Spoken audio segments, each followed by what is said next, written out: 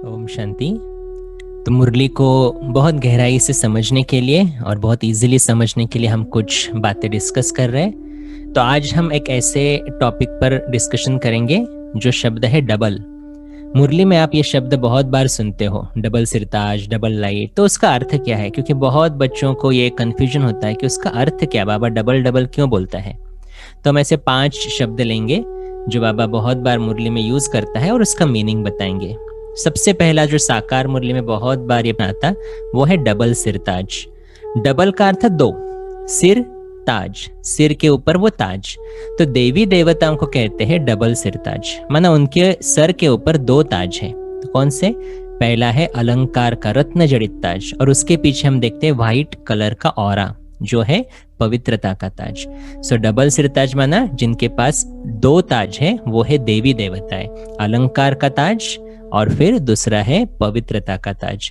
और द्वापर से बाबा कहते सिंगल सिरताज हो गए, क्योंकि पवित्रता चली गई ना।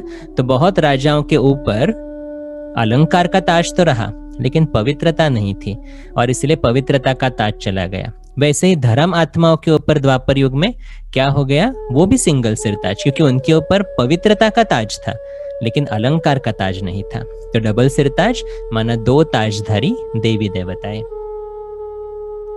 नेक्स्ट शब्द है डबल लाइट। तो डबल लाइट माना क्या?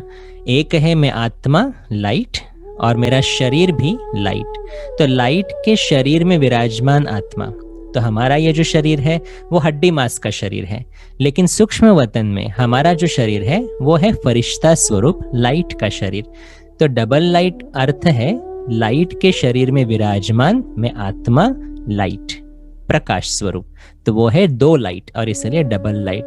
वैसे ही दूसरा उसका अर्थ है लाइट के शरीर में मैं आत्मा विराजमान और मेरा मन भी लाइट, मन एकदम हल्का, और इसीलिए उसको भी कहते हैं डबल लाइट। तो डबल लाइट माना लाइट के शरीर में विराजमान मैं आत्मा, और ये जनरली फरिश्ते स्वरूप की स्थिति है। नेक्स्ट जो शब्द हम यूज करते हैं बहुत बार अव्यक्त मुरली में आता है वो है डबल फॉरेनर्स। अभी फॉरेनर्स माना जो भारत के बाहर बाबा के बच्चे बने हैं उनको कहते हैं डबल फॉरेनर्स। अभी डबल फॉरेनर्स माना क्या? तो जो भी आत्माएं परमधाम से भारत में आई, देवी देवताएं, तो द्वापर में क्या हो गया? अलग अलग देशों में चले गए, अलग अलग जगह पर अलग अलग धर्मों में चले गए, लेकिन संगम युग पर वापस तो आएंगे ना, फिर से बाबा से मिलने, फिर से ज्ञान लेने।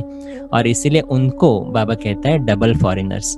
जो परमधाम से भारत में आए वो है सिंगल फॉरेनर्स, क्योंकि एक ही टाइम वो फॉरेनर हुए, लेकिन कोई कोई आत्माएं फिर भारत के बाहर भी चले गए और वहां उनको ज्ञान मिला, वहां उनको भगवान की प्राप्ति हुई, तो वो हो गए डबल फॉरेनर्स। तो डबल फॉरेनर्स माना जो परमधाम से छोड़कर भारत में और भारत से भी बाहर चले गए, तो वो है डबल फॉरेनर्स, इसीलिए डबल है वो।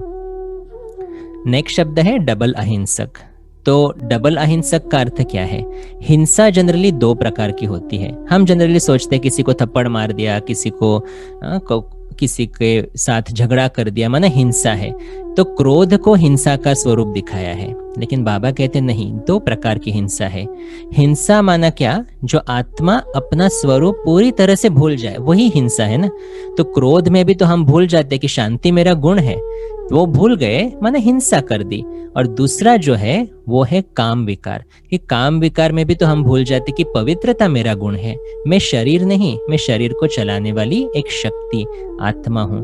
और इसलिए काम विकार की भी हिंसा ही बताई गई है, क्रोध की भी हिंसा बताई गई है। तो बाबा हमें क्या बना रहा है? देवी देवता जो है डबल अहिंसक।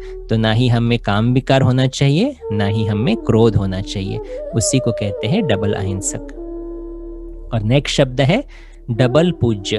तो बाबा हमेशा कहता है कि शिव बाबा की पूजा तो सिर्फ एक बार ही होती है शिवलिंग के स्वरूप में, लेकिन हम बच्चों की पूजा 2 बारी होती है। एक है देवी देवता के स्वरूप में, उस शरीर की पूजा तो अभी भी हो रही है, और दूसरी जब हम बाबा का ज्ञान लेते, आत्मिक स्वरूप का अभ्यास करते, तो शिव के साथ सालीग्राम दिखाते हैं। और इसीलिए सालीग्राम बाबा कहता है सालीग्राम के स्वरूप में भी आपकी पूजा होती है। तो एक है संगम योगी जो आत्मिक स्वरूप है, संगम युग पर हमें जो ज्ञान मिलता, तो बाबा कहते हैं उसमें हम आत्मा की प्रैक्टिस करते, तो हमारी आत्मा की भी पूजा होती है ओवल शेप जो पत्थर रहते तो शालिग्राम के स्वरूप में।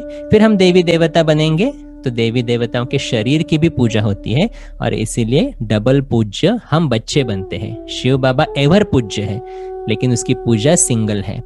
और दूसरा, बाबा कहते हम पूज्य सो पुजारी बनते, क्योंकि हम ही देवी देवता थे और हम फिर देवी देवता से नीचे पुजारी बने। तो पूज्य सो पुजारी ये एप्लीकेबल सिर्फ बच्चों के लिए है। शिव बाबा कभी पुजारी नहीं बनता, वो तो एवर पूज्य है। अच्छा, ओम शांति।